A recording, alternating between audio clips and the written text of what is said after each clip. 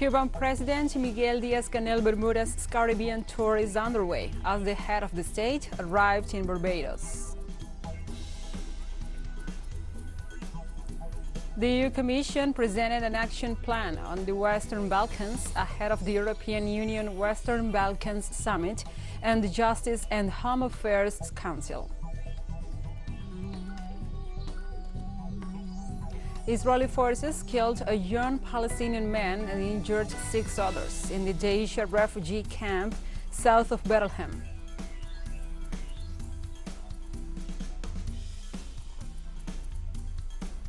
From the headquarters of TeleSUR English in Havana, Cuba, this is From the South. I'm your anchor, Gladys Quesada, and these are the news. Cuban President Miguel Diaz-Canel's Caribbean tour is underway. On Monday, the head of state arrived in Barbados to strengthen cooperation ties with the island nation. This is the second stop of this Caribbean tour that started in St. Vincent and the Grenadines and will also conclude in Grenada. Under the premise that a united and solidary Caribbean is the only way, the Cuban president will take part of the 8th CARICOM-Cuba summit on December the 6th. The Cuban delegation includes Foreign Minister Bruno Rodríguez Parrilla, Ministers Rodrigo Malmierca Díaz, José Ángel Portal Miranda, Elba Rosa Pérez Montoya, and the president of BioCuba Pharma, Eduardo Martínez Díaz, among other officials.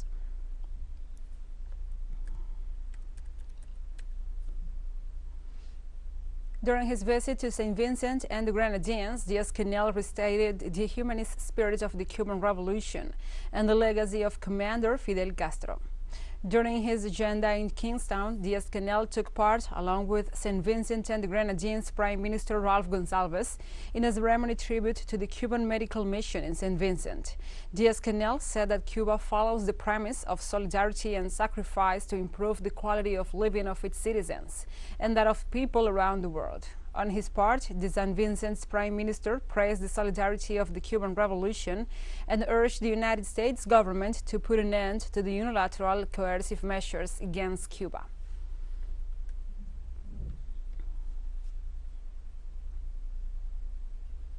And Mexico remains on alert after an outbreak of aseptic meningitis. At least 22 people have died during the past month in 4 private state hospitals due to fungi presented in 4 batches of bupivacaine, a local anesthetic. According to the Durango State Health Secretariat, there is more than 60 confirmed positive cases reported, the vast majority of them young women. Despite the fact that the authorities have set up special areas in 2 public health centers to treat the infection, the situation has not yet stabilized and the number of cases is continuing to rise slowly. The illness is not contagious, but there is no record of how many patients received the anesthetic and may have been exposed to the fungus.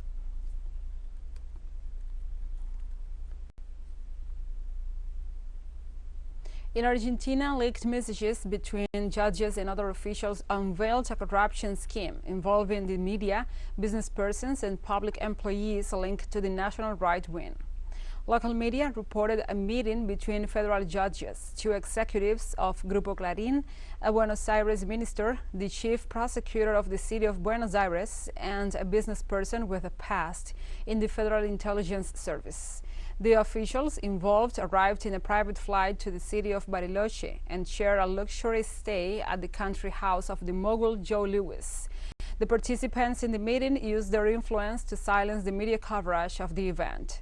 Local sources pointed out that this and other similar gatherings have been used to coordinate judicial proceedings for political purposes and to receive payments of different kinds.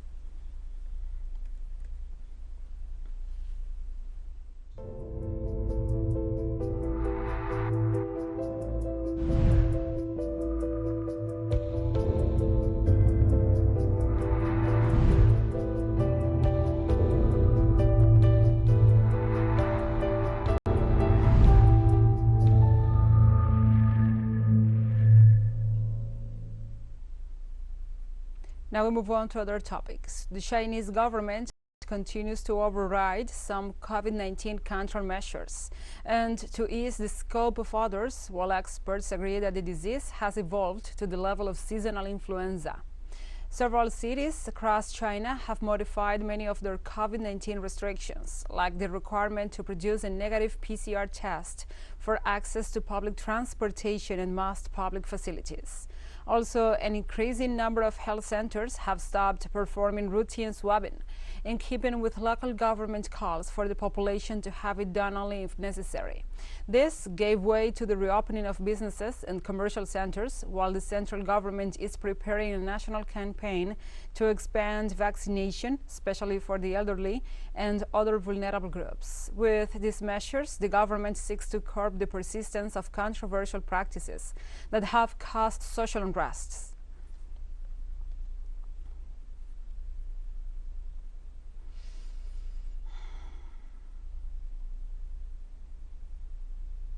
Bolivian health authorities confirmed on Monday that the South American country has entered the sixth wave of the COVID-19 pandemic.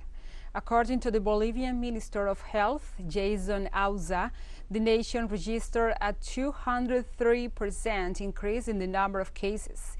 In the 48th epidemiological week, reaching 1,608 positive cases, surpassing the 531 registered in the previous week. This increase is due to the circulation of the Omicron subvariants, which were detected in La Paz in early November and in Santa Cruz in October. According to the Minister of Health, the two subvariants are highly transmissible and are more contagious than their predecessors, which are currently dominant in the country.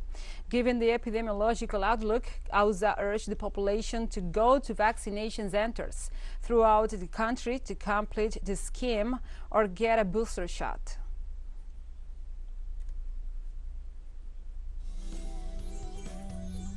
Let's take a short break, but first, remember you can follow us on our TikTok account at TeleSUR English, in which you will be able to see news in different formats, news updates and more.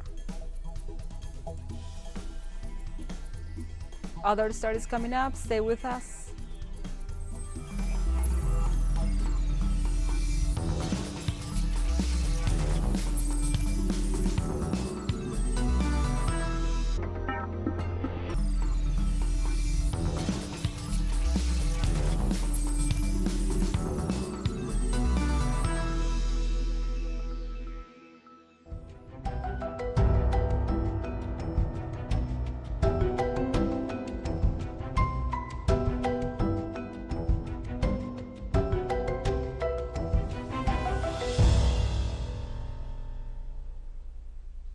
Welcome back to From the South.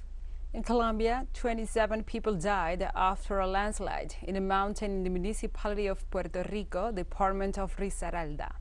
The governor of Risaralda, Víctor Tamayo, reported that rescue work is advancing in the sector known as La Cabaña on the road between the municipality of Puerto Rico and Risaralda, on the road that leads to the department of Chocó. According to the authorities' report, a public transport bus covering the route Cali-Condoto was trapped in the landslide with at least 30 passengers on early Sunday. The death toll stands at 27 so far, but the tally could increase as there are no official reports on the exact number of people traveling at the moment of the accident. Tamayo reiterated that this road is prone to this kind of accidents because of technical issues.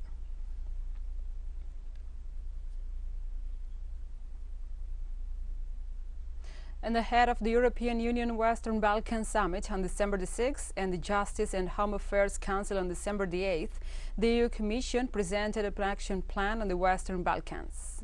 The strategy is structured along 5 pillars: strengthening border management along the routes, swift asylum procedures and support reception capacity, fighting asylum seekers trafficking, enhancing readmission cooperation and returns, and achieving visa policy alignment. The measures set out aim to reinforce the EU's support to member states facing increased migratory pressure along the Western Balkan routes. Irregular movements along the Western Balkans routes have significantly increased this year due to several factors, including economic pressures and insecurity resulting from ongoing conflicts.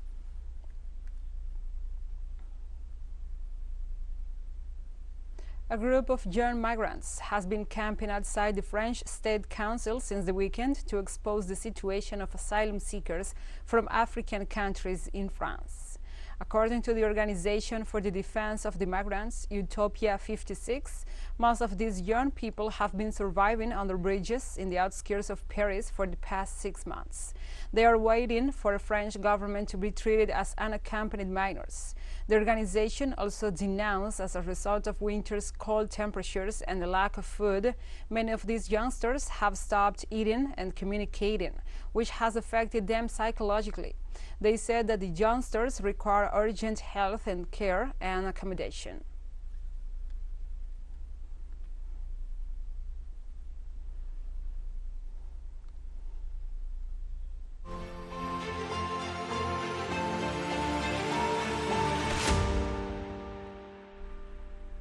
Now we move on to other topics. Affected by the backlash effects of sanctions against Russia, many European countries are facing tight energy supply, and European industries are dealing sharp production cuts amid the soaring energy prices. The gigantic plant of the Baden inline and soda factory is located in Ludwigshafen, Germany. Covering an area of more than 10 square kilometers, the plant is the world's largest integrated chemical complex, where 125 branch factories are connected by the more than 1,000 pipelines. The BASF consumes an amount of natural gas equivalent to that used by the entire Switzerland, and nearly 3.6 billion cubic meters of natural gas consumed by the German plant come from Russia. Europe's chemical industry accounts for about a quarter of the bloc's industrial natural gas consumption, and chemical companies are suffering the consequences of the energy crisis.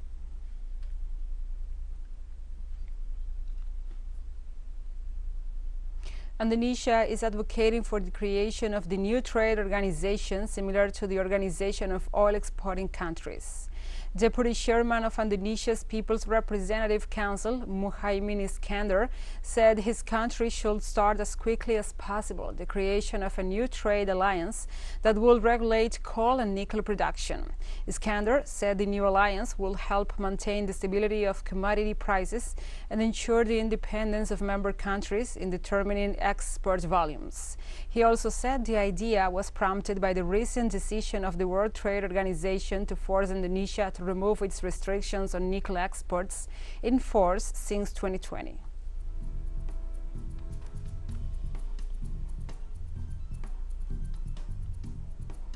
And we have more news coming up after a final short break, so stay with us.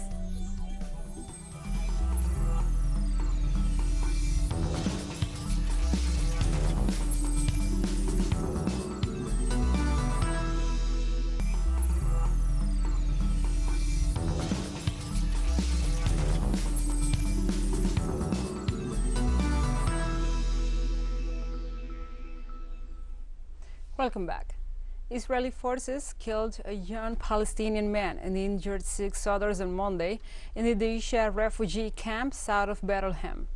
The news agency Wafa reported, citing local sources, that a sizable army force barged its way into the southern Palestine refugee camp and ransacked several houses, triggering confrontations. The heavily armed Israeli soldiers opened fire towards local young men, killing Omar Mana Fararja with a live round in the chest and wounding 6 others. By the time the raid was over, 4 people were detained, including Fararja's brother. According to the health ministry's statistics, the number of Palestinians killed by Israeli forces since the start of 2022 reached 212, 160 of whom from the West Bank and 52 others from the besieged Gaza Strip.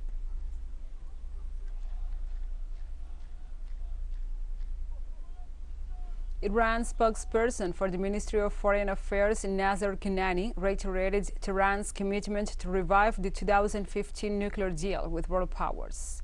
During the weekly press conference, the Foreign Ministry spokesperson pointed out that reaching an agreement will meet Iran's interests, the United States' interests, and those of the European parties involved in the agreement. He also urged the European countries not to surrender to Washington and its imposed conditions. Kanani stressed that Tehran is not open to negotiate if its Western counterparts does not show willingness to dialogue without using threats and pressures. Likewise, the Iranian spokesperson stressed that Tehran is committed to diplomatic efforts, despite the West not complying with the terms of the pact from which the U.S. unilaterally withdrew with the intention of imposing sanctions on the Persian nation.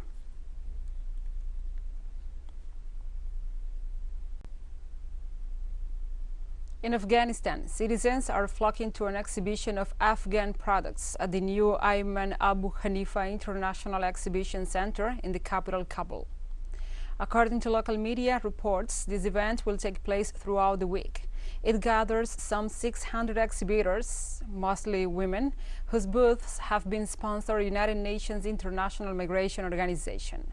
The exhibition's facility halls have been decorated with gold and marble, which are guarded by a large contingent of security guards.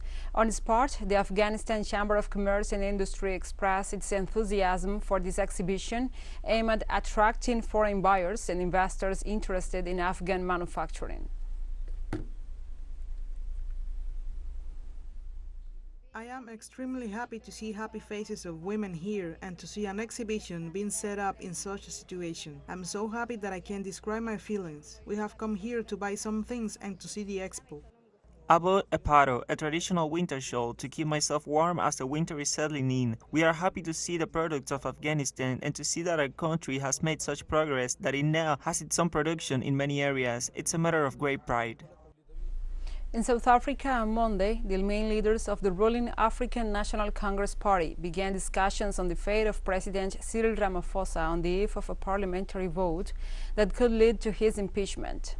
Parallel to the meeting, supporters and opponents of Ramaphosa gathered outside the venue of the meeting of the National Executive Committee of the political party.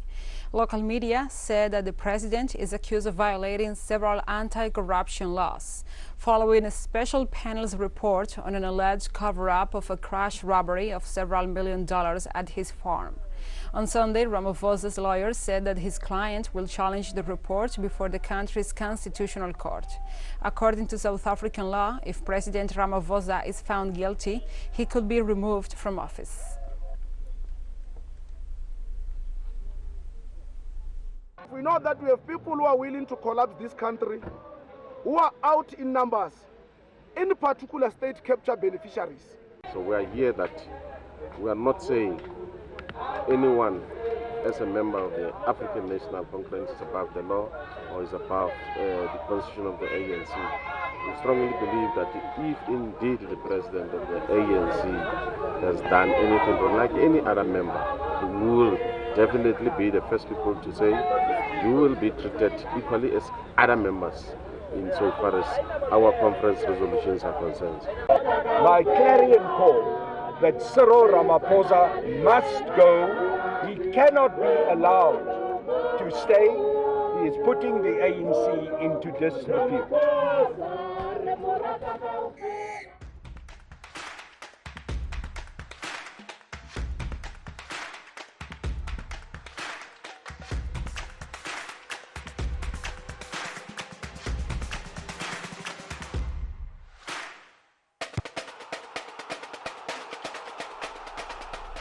Let's go to the sports. After fierce criticism of the Qatar World Cup, the International Labour Organization Director General Gilbert Humbo pressed FIFA's president Gianni Infantino for a greater role scrutinizing future World Cup hosts. All the discussions we have had so far led me to believe that FIFA is more than determined to ensure that in future World Cups or in future awards, the question of social issues, the question of respect for labor standards will be critical in decision-making. And just as the hearts of millions of fans live the emotions of the Qatar 2022 World Cup, TeleSUR joins this sporting event with From the Field, a show that brings news, analysis, reviews, and more to our audience. Don't miss it. Our show airs 1 p.m. local time in Caracas and 12 p.m. New York. Remember, From the Field, only on TeleSUR.